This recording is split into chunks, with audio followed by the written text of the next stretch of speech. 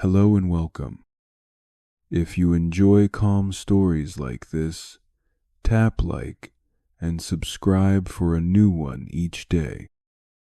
Let's begin. Once upon a time, in a world not so different from our own, people faced a constant, invisible enemy. This enemy was all around them, in the air they breathed, the water they drank, and on the very surfaces they touched. This enemy was bacteria. A tiny cut, a simple scratch, or a sore throat could quickly turn deadly. Infections that we now consider minor could lead to amputations or death. Surgeries were incredibly risky, not just because of the operation itself, but because of the high chance of infection afterwards. Childbirth was a perilous journey for mothers, with many succumbing to what was known as childbed fever. This was the world before the miracle drug. This is the story of that miracle, a story of chance, perseverance, and a revolution in medicine. It is the story of penicillin. Our story begins in London in the year 1928 with a bacteriologist named Alexander Fleming. Fleming was a brilliant but famously untidy scientist. His laboratory at St. Mary's Hospital was a chaotic landscape of glass dishes, bubbling beakers, and stacks of research papers. He had served as a captain in the Royal Army Medical Corps during the First World War and had witnessed firsthand the horrific consequences of infected wounds. He saw countless soldiers die not from their initial injuries, but from the rampant bacteria that invaded their bodies. This experience left a deep impression on him and fueled his desire to find a way to fight these microscopic killers.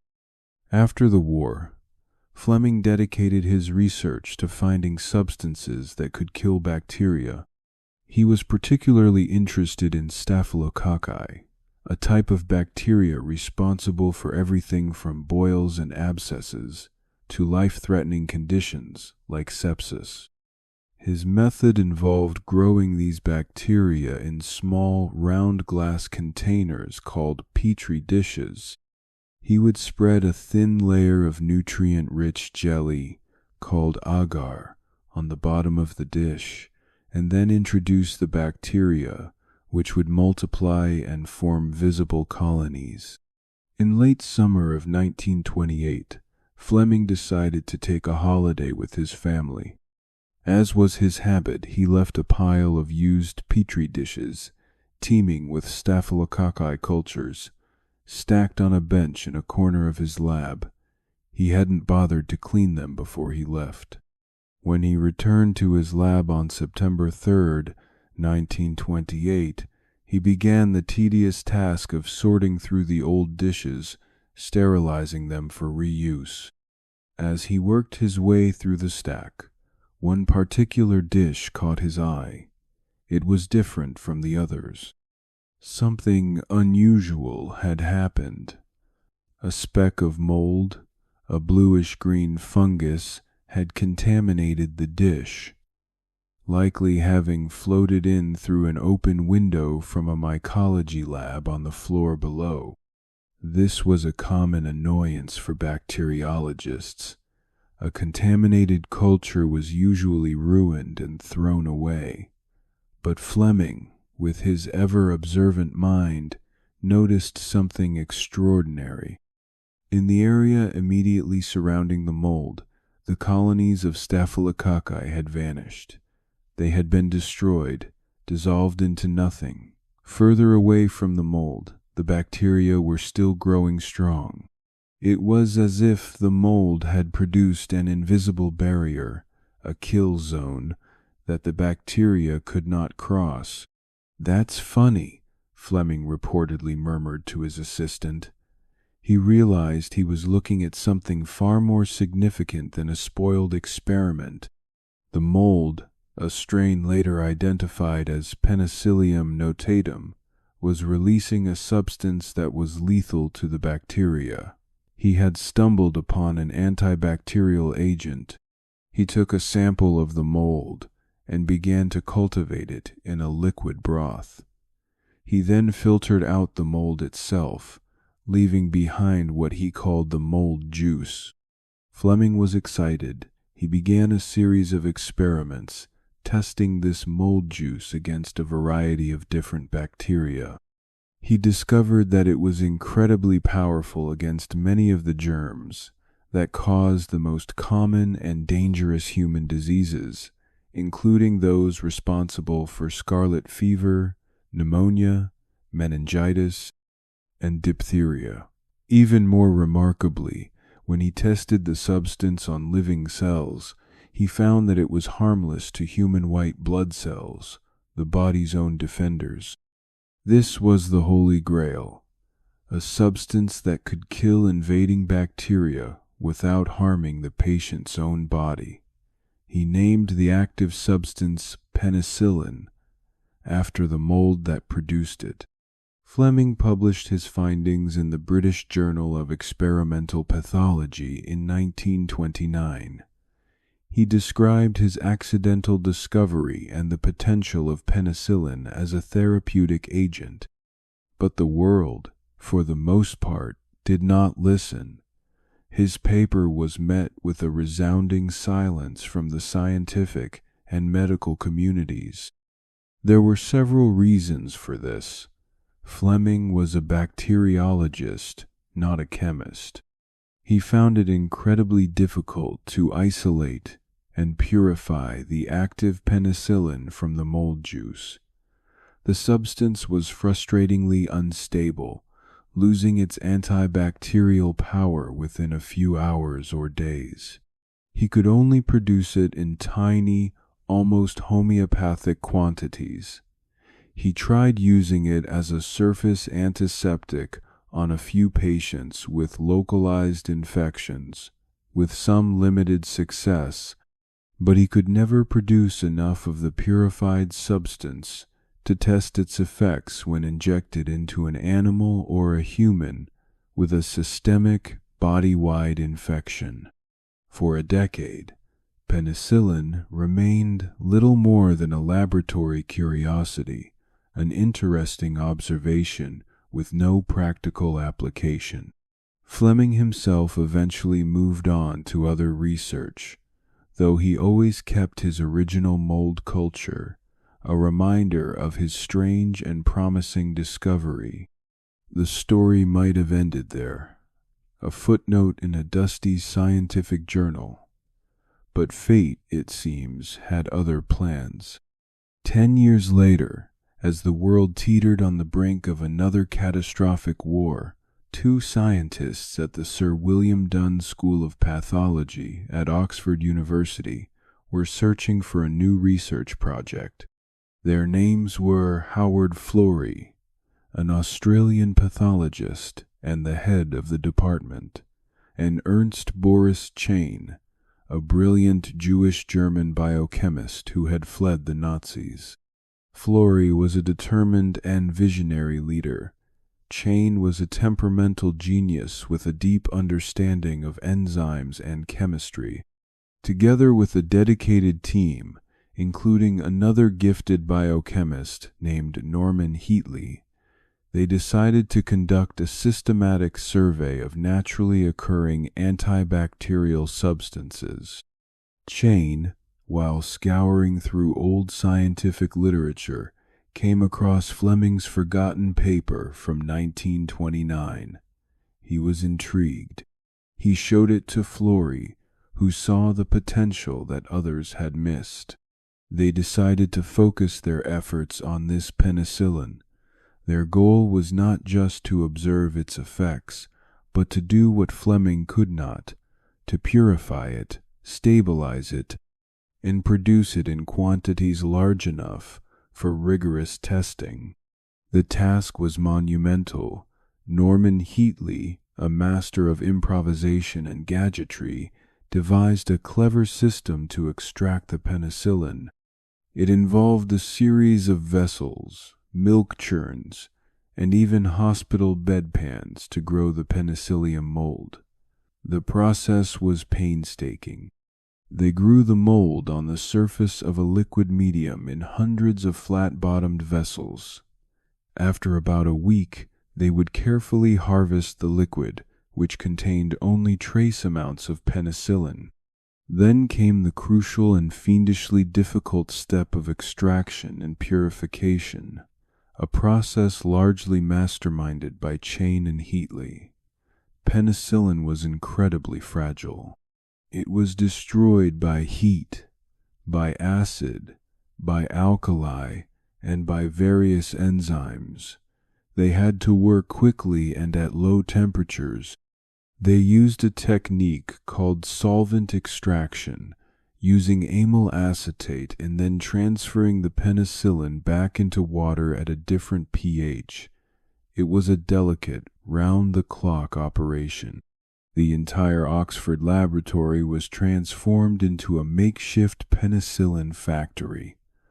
They called themselves the Penicillin Girls, the technicians who tended to the mold cultures day and night. After months of relentless effort, they managed to produce a small amount of a stable brownish powder.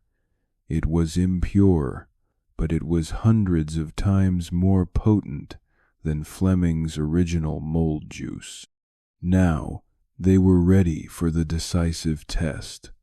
On Saturday, May 25th, 1940, with the grim news of the war in Europe as a backdrop, Florey and his team conducted a landmark experiment.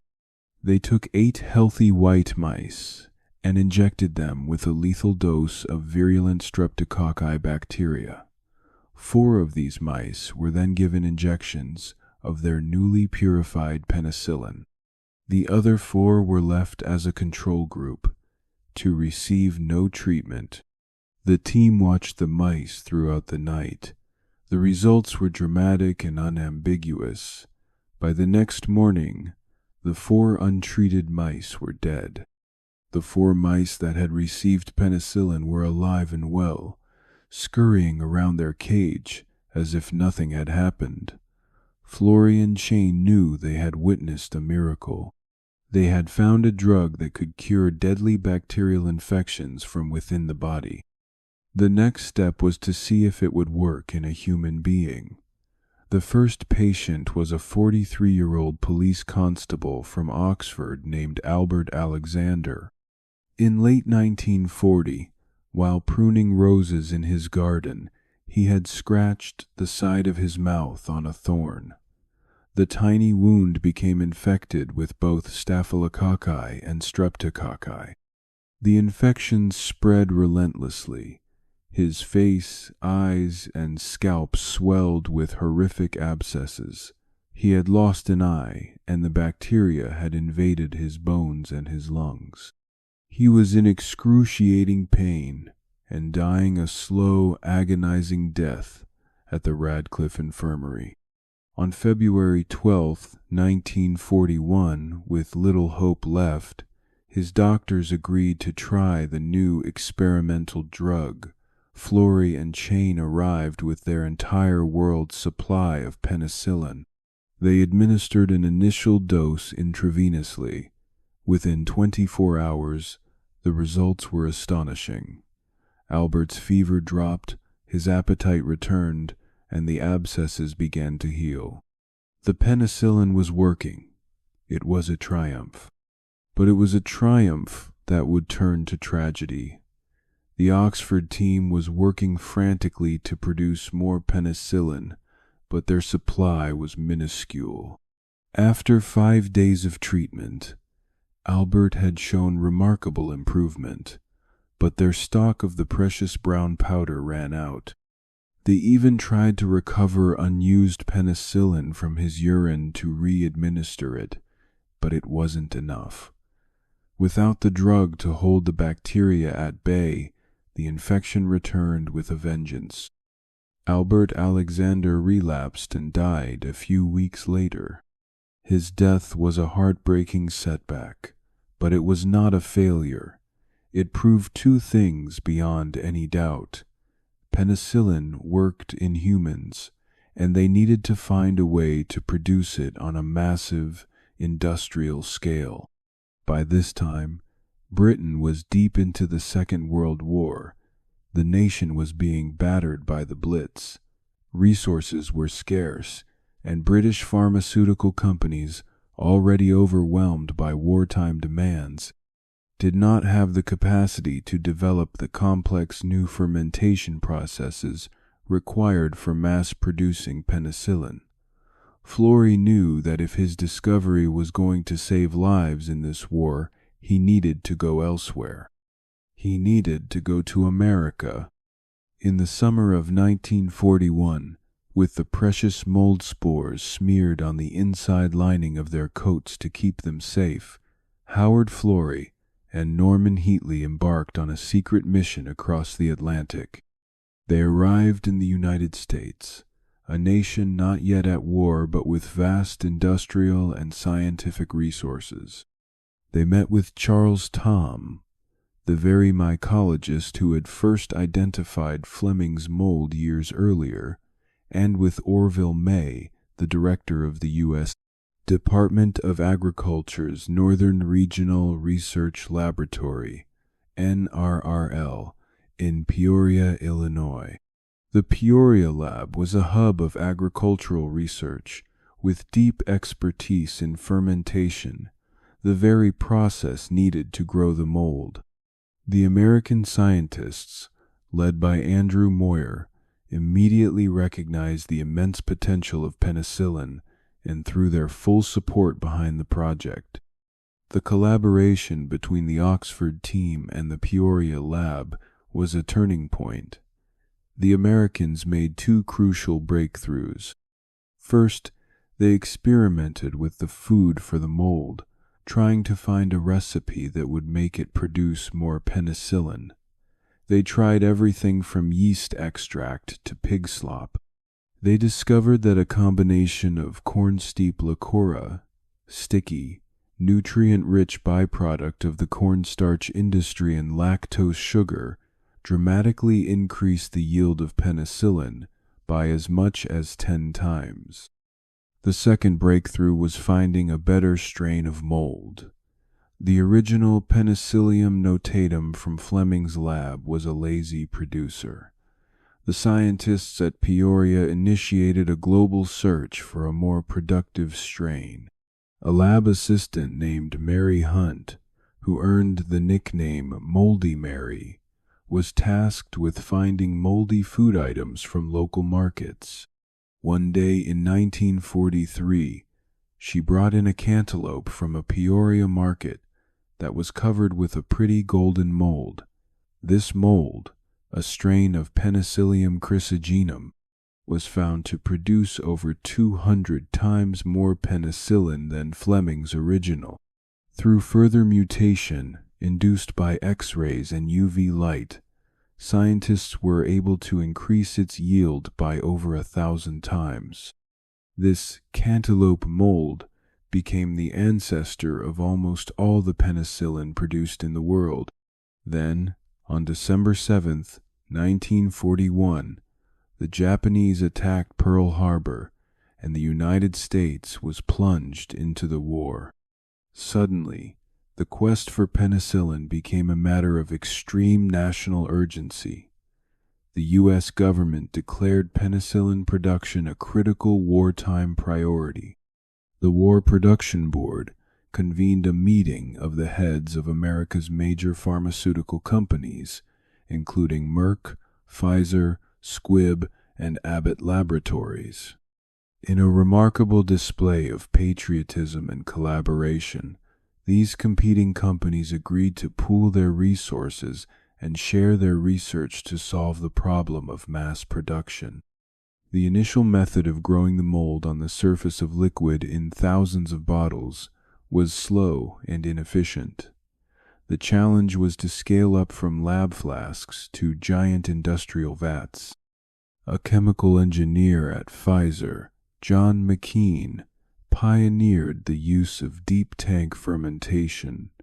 a process they had already developed for producing citric acid. This involved growing the mold in enormous, several thousand-gallon tanks of corn-steep liquor, constantly agitating it, and pumping sterilized air through the mixture. It was a huge engineering challenge, but it worked. The factory floor at Pfizer's plant in Brooklyn, New York, was soon filled with massive fermenters, working 24 hours a day, churning out the life-saving drug. By 1943, enough penicillin was being produced to treat a small number of American soldiers. The results were nothing short of miraculous. Soldiers who would have certainly died from gas gangrene, a horrific infection that liquefies tissue, were saved. Men with compound fractures, where the broken bone pierces the skin, were no longer doomed to amputation or death from osteomyelitis, bone infection. Penicillin could not heal the wounds of war, but it could stop the infections that so often followed. The impact on the war effort was profound. By the time of the day landings in Normandy on June 6, 1944, the Allies had vast quantities of penicillin. Every soldier carried a first aid kit, and medics were equipped with the new wonder drug. While the German army, which had not successfully developed penicillin, still faced high rates of death from infected wounds, the Allied forces saw their mortality rates plummet. The availability of penicillin meant that wounded soldiers could be treated and often returned to service, a significant strategic advantage. It is estimated that the use of penicillin reduced the death rate from bacterial pneumonia in the U.S. Army from 18% to less than 1%. Overall, it may have saved the lives of up to 15% of wounded Allied soldiers who would have otherwise died from their infections. It was a weapon as powerful as any tank or bomber, a silent guardian that fought the invisible enemy on the battlefield. In 1945, with the war over and the world forever changed, the Nobel Prize in Physiology or Medicine was jointly awarded to the three men whose work had made this revolution possible. Sir Alexander Fleming, for his initial discovery, and Sir Howard Florey and Ernst Boris Chain, for their tireless work in turning that discovery into a practical, life-saving medicine. Fleming, in his Nobel lecture, graciously acknowledged the crucial role of the Oxford team, calling them the chemists who had done the work. The end of the war did not end the story of penicillin. It was just the beginning. The mass production techniques developed during the war meant that for the first time in history, the miracle drug became available to the civilian population. The impact was staggering. The world was transformed. Diseases that had been death sentences for millennia were suddenly curable. Pneumonia, scarlet fever, rheumatic fever, syphilis, gonorrhea could be treated with a simple course of injections. The risk of dying from an infection after surgery dropped dramatically, paving the way for more complex and ambitious operations like open-heart surgery and organ transplants, which would be unthinkable without effective antibiotics. Childbed fever, which had claimed the lives of so many new mothers, was virtually eliminated. Average life expectancy soared. The age of antibiotics had begun. The story of penicillin is a perfect illustration of how science works. It began with a moment of pure chance, a lucky accident in a messy lab. But that accident would have meant nothing without the prepared mind of Alexander Fleming, who recognized its significance. It then required a decade of waiting until a team with the right skills and resources, Florey, Chain, and Heatley came along. Their success depended on systematic, painstaking research and brilliant chemical engineering. And finally, it took the immense pressure and resources of a world at war to turn a laboratory marvel into an industrial reality that could save millions of lives. It is a story of collaboration, of British insight and American industrial might, of Moldy Mary and her cantaloupe, of the quiet dedication of the Penicillin girls, and the vision of scientists who refuse to give up. It reminds us that the greatest breakthroughs are often built on the forgotten work of others, and that a single observation, a moment of seeing what everyone else has seen but thinking what no one else has thought, can change the course of human history.